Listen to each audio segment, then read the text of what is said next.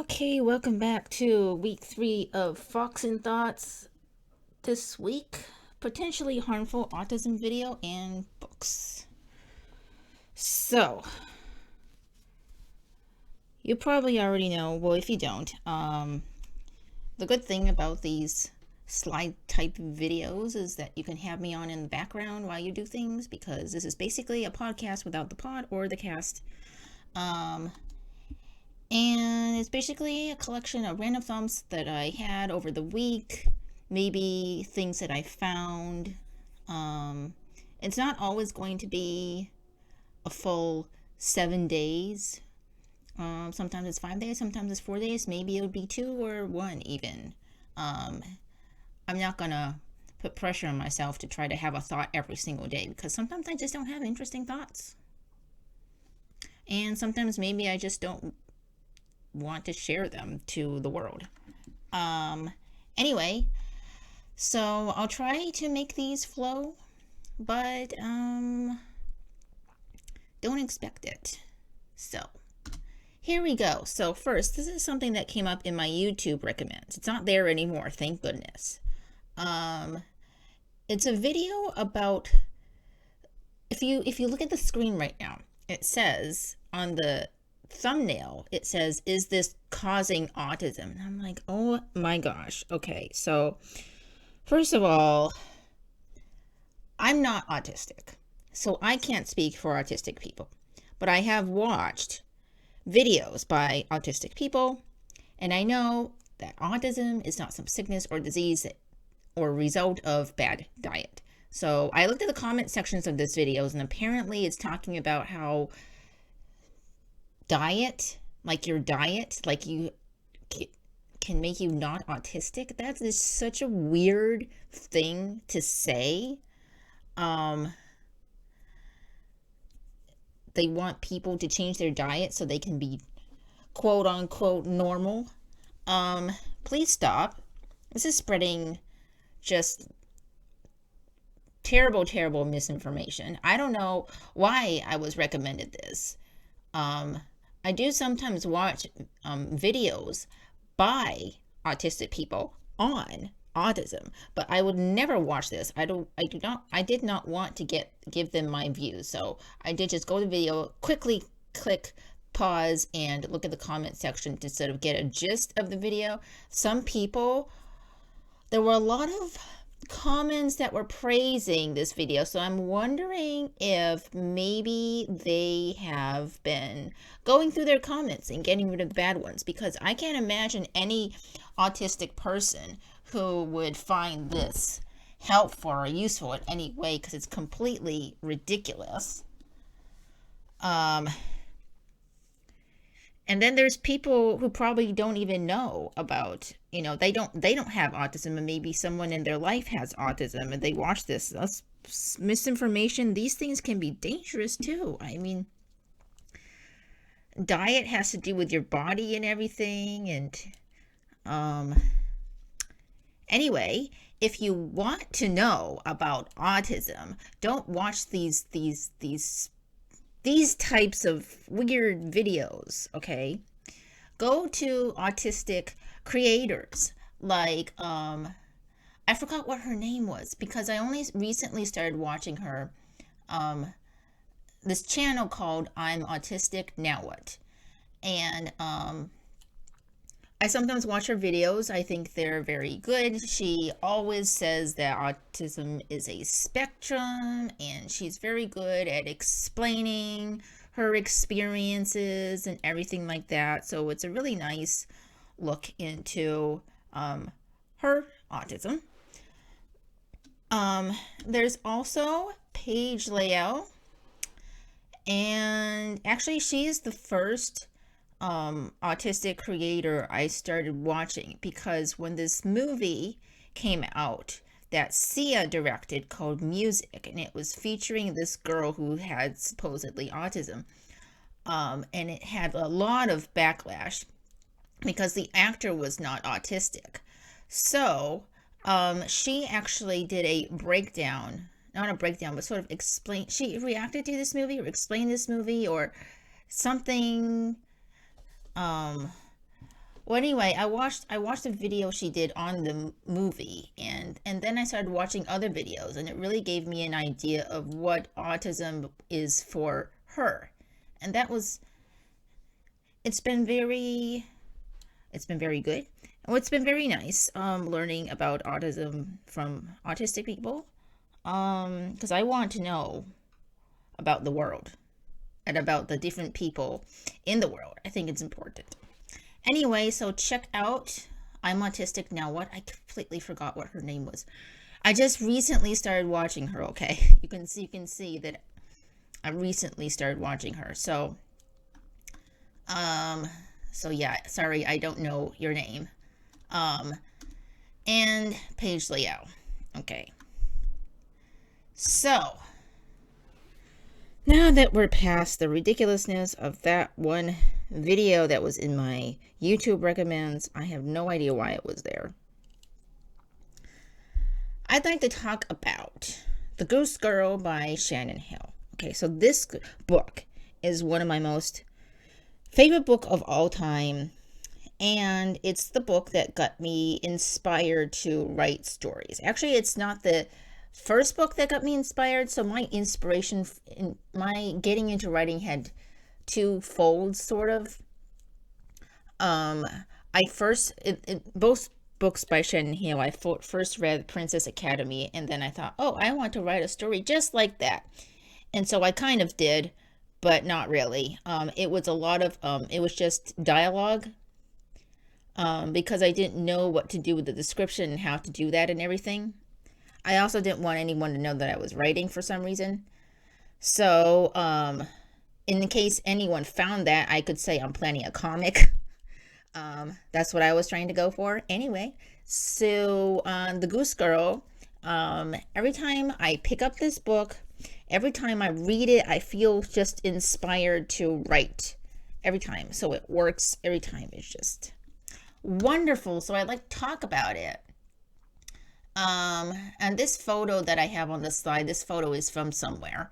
It's not my photo. I could have taken a photo and uploaded it and everything else, but this is good.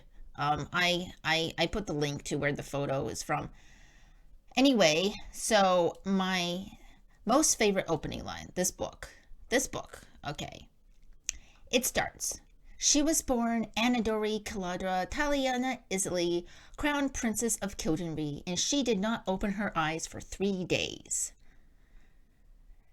Isn't that interesting? She didn't open her eyes for 3 days. She's a princess. She didn't open her eyes for 3 days. This really got me into this book. I was like, okay, this is good. This is interesting. So basically, the story goes with the main character, Izzy, or Issy, I guess. Annie. She starts out as the name Annie. That's the name she was born with, but she ends up using the name Izzy, and I'll tell you why. Okay.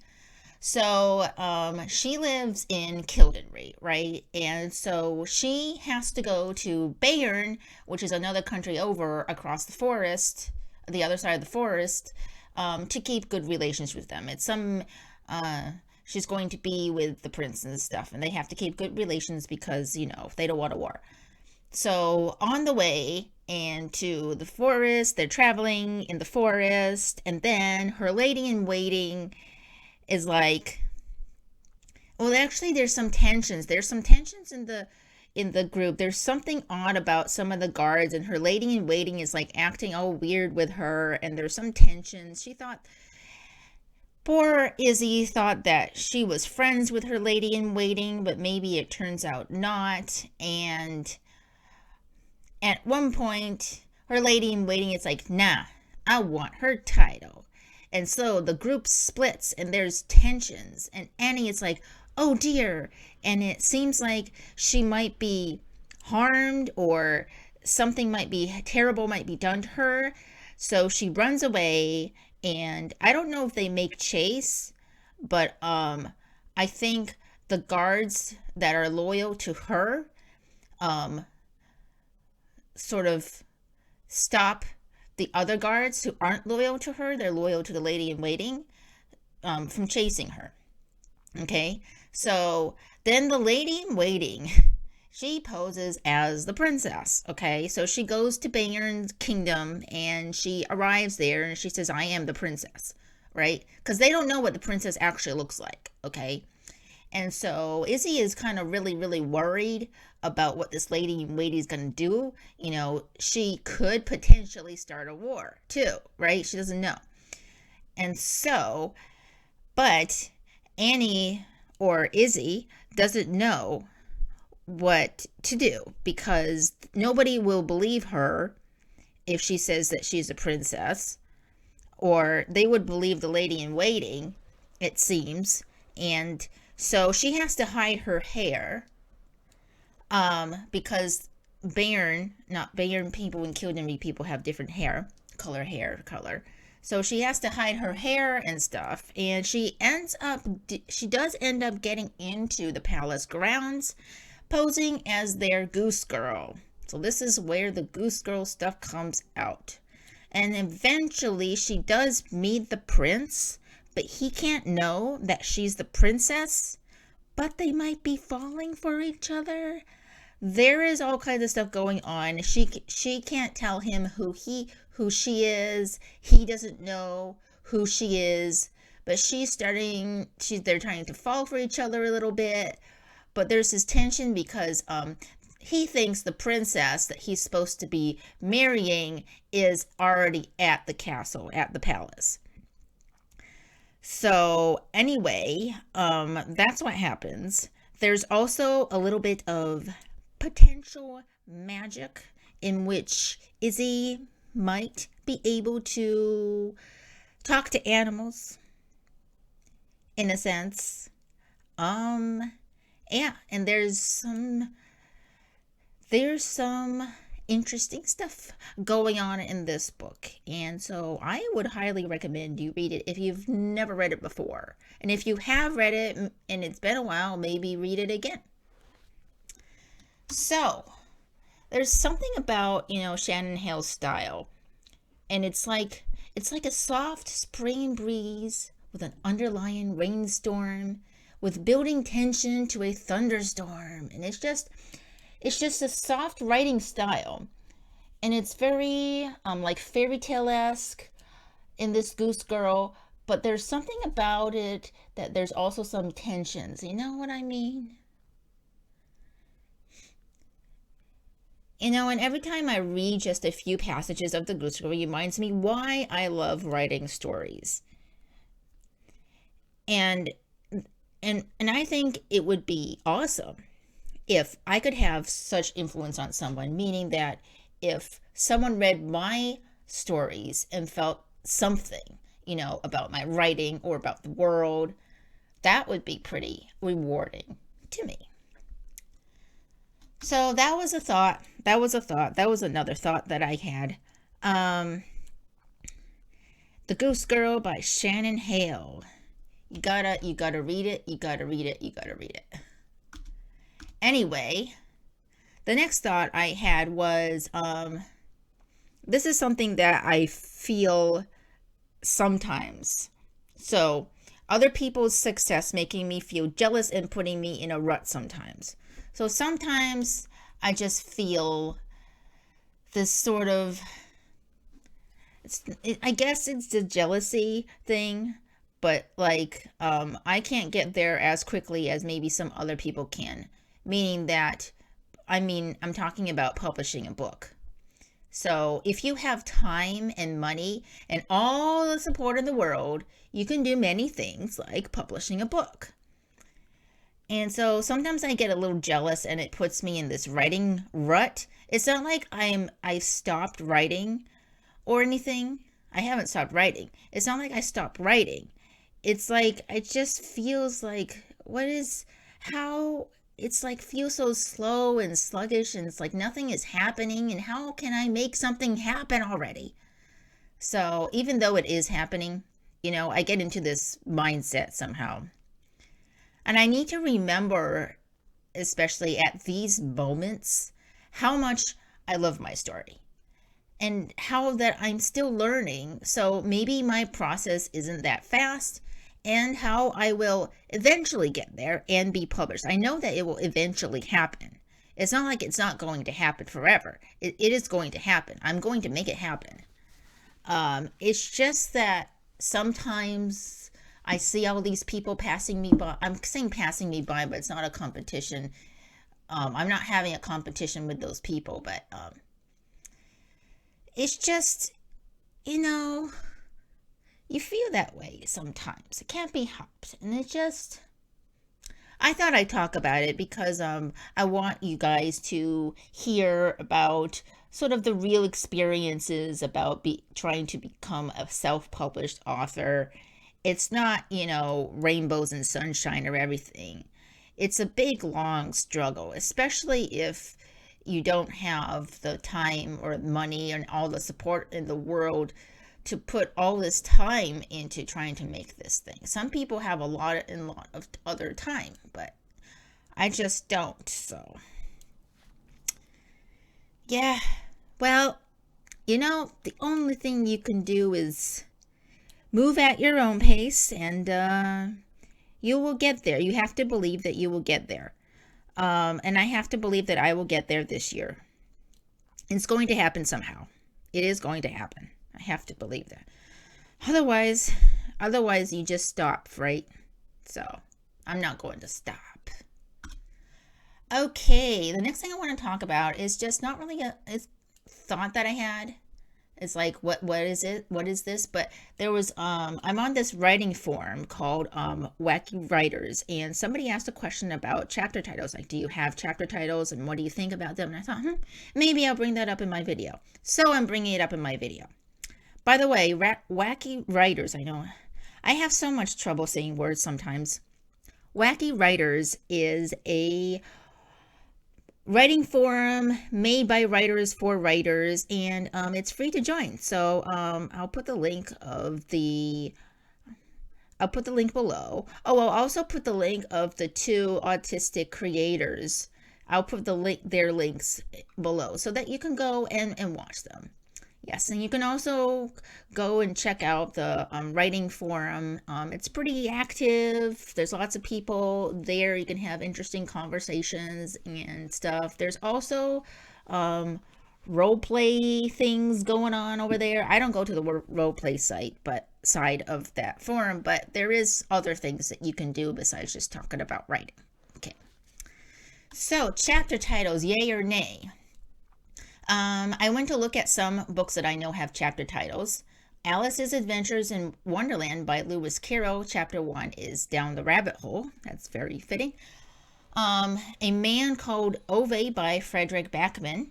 The first chapter is called A Man Called Ove Buys a Computer That Is Not a Computer. I think chapter titles really set the tone of the story. Like if you're a reader who reads chapter titles before you even read the first paragraph, which will also set the tone of the story, you can read the chapter, which then you can have a sense of, okay, this is this kind of story. And another book, My Heart is a Chainsaw by Stephen Graham Jones. The first chapter is called Night School. It's not called chapter 1, but each individual chapter does have a title. So what do you think about these chapter titles? Do you even read chapter titles? I sometimes read chapter titles. I sometimes, like the first chapter, I would definitely read it. And then, especially if I'm really into the story, and I probably won't read it. And sometimes I go back to read them. It says, what was the chapter title of this story? It's like, oh, so that was a chapter. Oh, I see, And sometimes I just don't notice that there's chapter titles. And then I get to the end, it's like there's some index or something like, oh, wait, there's chapter titles? Oh, there are chapter titles. So as a reader, it doesn't matter for me either way the writer has a chapter title or not. It's a nice touch, I think. As a writer, I like to put chapter titles in my stories. So this is Between Roses is going to come out this year. It's going to come out. I'm saying that because I'm trying to make it a reality here. So it's a young adult portal fantasy novel about a girl who stumbles into a chaotic world of magical madness, and it's haunted by a monster of madness, and she has the power to stop it, but she doesn't know how to control her power, and nobody can tell her how to use her power, so she has to figure it out before it's too late so she can try and save her friends and their world. There is lots of chaotic, whimsical madness. So if you think about the original stories of Alice's Adventures in Wonderland and Through the Looking Glass, if you've read any of Lewis Carroll's stuff and his poems and everything, that's the vibe. That's the crazy vibe. Okay. So the first chapter is Once Upon a Normal Day. The second chapter is In Which It All Began. And chapter 3 is, quote, Alice is back. Because this is a Wonderland inspired story. So what do you think of these chapter titles? I mean, now that I've mentioned them, and if you do pick up this ebook when it comes out, you'll probably notice at least the first three chapter titles. I did try to make them really fun, whimsical type of chapter titles, a little bit of a funny, a little bit of a, you'll see. I have a chapter that's titled, it's one of my favorite chapter titles, actually. It's called When Smokish Fog is Cannoned. And you hear that and you're like, well, what smokish fog is canon? What the heck does that even mean? Well, you'll find out in that chapter. It's quite far down, it's more closer towards the end than it is towards the beginning. I'll say that. So, we are getting real today. We are getting so real today. The fifth thought is, I think this is the last one. Honestly, you guys, this self-publishing business is hard financially. It's hard in various other ways too, but it is hard financially because I don't have a lot of money. I'm not someone that has a lot of money. I'm not making money off of these YouTube videos. Also, I live in Japan, and everything I pay for anything is in dollars or pounds or euros, and the euros is the worst for the Japanese yen. It is so much more expensive for me. And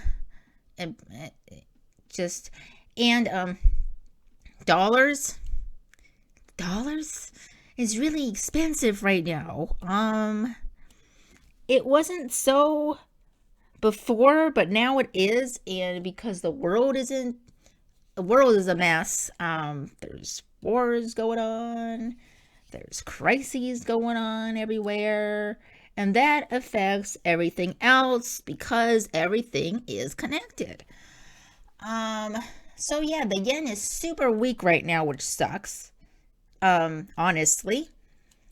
I am going to only be publishing the ebook of Between Roses. The cover, this beautiful cover that was made by this wonderful person at I'm not going to be able to say the name of the design studio, but Ethrastic Design. It was something. I don't know how it's actually pronounced. Okay, but it's something like that. Okay, but she made me this lovely cover.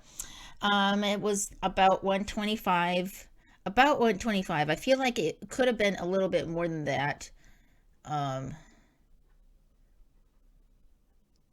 Yeah, but it was like about that, and I had For editing, I had line editing done. It is $766. So that might not seem like a lot of money to you guys, but it's actually a lot of money for me in my current situation.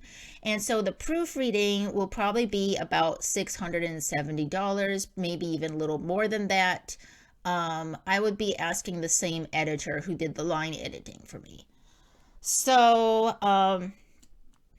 there could have been an extra cost of developmental editing, which is checking the story for plot issues and stuff like that. But I did all of that myself, and also my beta readers really helped me out with that, noticing some inconsistencies. So overall, I didn't feel I needed any developmental editing. So I just got the line editing done, and I'm going to get the proofreading done. So I am pretty confident with this book. Like this book is ready for the world, and eventually I do want to make a paperback version. So let me tell you, a paperback cover, because this isn't just the front cover, okay? This has to include the spine and also the back of the book, because you'd want that. I mean, you'd want that. The cover. So if I do go with the same cover, I could ask the same designer to design the spine and the back. But maybe I want to go all in for you guys. I had this idea of doing some kind of, well, my dream is to have some kind of gold stuff on it, but maybe I want to go with a different design. I know, as a reader, you don't like it when people publish books which have different covers. I know that. As a reader, I'm like, wait, I like this design. Why isn't this design in paperback? So I could do two things, okay? So one thing I could do is publish this book with this ebook cover as an ebook, right? And then you get a paperback version of this same ebook and do a very simple formatting and just have a paperback version with this cover. Because if people really like this cover, I'd want to provide the paperback version for them, because as a reader, I understand some people like collecting different book covers. Some people want the paperback version of a certain cover. So I want to be able to provide that. And then I could do this,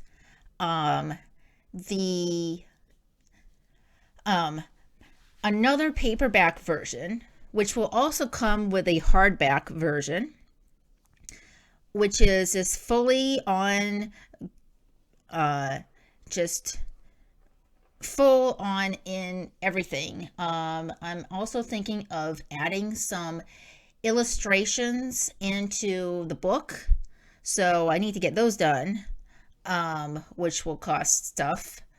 And also want to add in some character art and stuff like that.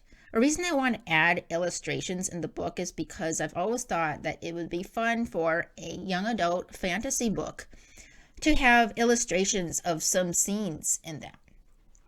So, black and white, of course, some sketchy, as if it's suspicious, some sketch type ones, like the ones that are in the original Alice's Adventures in Wonderland and Through the Looking Glass books. Not that same style, like the exact same style or anything, but sort of a similar, like fairy tale-esque type of illustrations. I'd like to include that. So some of the pages would be just illustrations, which would be kind of cool, you know. And if I go all in for you guys with the book cover, it'll be about $400 to $700. and with the formatting, with all these illustrations, it's probably 200 to 300, and it could be more depending on how much the designer has to do. And if I want some spectacular character art to send to my readers, if I use Fiverr, there's someone that I like that on Fiverr that I've commissioned before for a it was just a landscape, but they've recently started doing character art too, and I really like their style. So if I do get two characters with a background, so the main character, her name is Erin, and then this other character called Ace, Ace of Hearts, if I get the two of them on the same illustration, it would be about $80 to $100. Okay, so that is the thing. That is the situation. So that is actually quite a bit of money for me. But yeah, if I want to do this paperback stuff, hardback stuff, I'm gonna need. But at least the good thing about if I do a paperback of this book would have already been, edited and everything, so I don't have to worry about any of the editing. It's just the other stuff, but still, it's a lot. It's a lot. So we went over some problematic autism video. I told you about two nice autistic creators that you can go watch and learn about spectrums of autism. And then we talked about The Goose Girl by Shannon Hale. And then we talked about my struggles with trying to become the self-publishing author. And then we talked about the reality, the hard truth about these costs and everything. And these costs I came out with, these are actually cutting costs still. I mean, it's still cutting costs actually. Because really good all in type of book covers and everything could be about $1,000 possibly, and editing too. Like if you do all the editing, then it could be about $1,000. Yeah, I mean, we're all trying to do it here. We're all trying to make it here. It's just, I understand the designers, this is something that they're doing as their full-time job, not a side job. They need the money to live. I understand that. But it's just so expensive. If there was some way that if you wanted to support me that you could help with, be great. We'll think about that. Anyway, did you have any thoughts? Did you have a good think? Have you thonked long and hard, or not so much? Let me know in the comments down below. Comments are always appreciated. And yeah, if you don't know what to comment, because commenting is actually very useful for the algorithm. It pushes my videos to more people. If YouTube sees, oh, look, people are commenting, they are engaging, must be a good video, so we're gonna push it to more people. And it would be nice if more people would watch and give their thoughts and everything. I'd like to hear that. So if you don't know what to comment, the secret word for making it to the end, you can use that one. What will be the secret word for making it all the way to the end?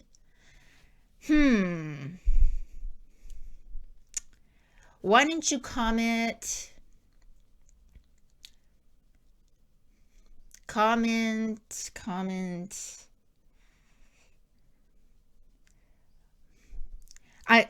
How about money? Comment money. Money and unicorns. Money and unicorns. Let's just comment money and unicorns. Totally random. Okay. So the secret word for making it to the video was money and unicorns. It's one word, okay? It's one word. It's a secret word, right? It's not a secret phrase. It's money and unicorns. It's one word. All right. So that's the end of this video. Subscribe. Like button. The fox is out.